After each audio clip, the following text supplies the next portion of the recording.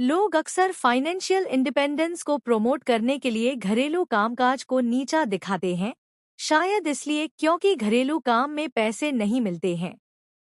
लेकिन घरेलू काम का सीधा कनेक्शन पर्सनल हाइजीन और हेल्थ से होता है। इसका तोलमोल कितने भी बड़े अमाउंट से संभव नहीं है।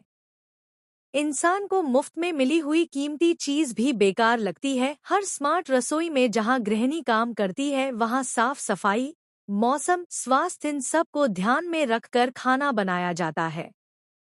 फाइनेंशियल इंडिपेंडेंस जरूरी है, लेकिन उसका किचन के इम्पोर्टेंस से कोई लेना देना नहीं है। क्या आप लोगों ने कभी नोटिस किया है कि सारे कार्टून्स में चुड़ैल इसी तरह से कुछ कुक करते हुए या फिर झाड़ू पर उड़ती हुई क्यों दिखाई जाती है? यूरोप में वो सारी महिलाएं जिनको घर पर ही किचन में मेडिसिन बनाना आता था, उनको चुड़ैल यानी कि विच डॉक्टर बोलकर जलाकर मार दिया गया और इसी को वो लोग विच हंटिंग बोलते थे। ये लोग कार्टून्स के थ्रू एक हाउसवाइफ को रिप्रेजेंट कर रहे हैं जो पूरे परिवार को संभालती थी और अपने जड़ी बूटियों के ज्ञान से सबको स्वस्थ रखती थी। विच हंटिंग करके ये लोग क्रिश्चियन कन्वर्जन्स करते थे और फिर इससे ही फार्मा इंडस्ट्री का बर्थ हुआ। क्योंकि जब तक आप उनको मारोगे नहीं, किचन डिस्ट्रॉय नहीं करोगे, तब तक pharma industry, mediclaim industry, package food industry और इंश्योरेंस इंडस्ट्री बनेगी कैसे?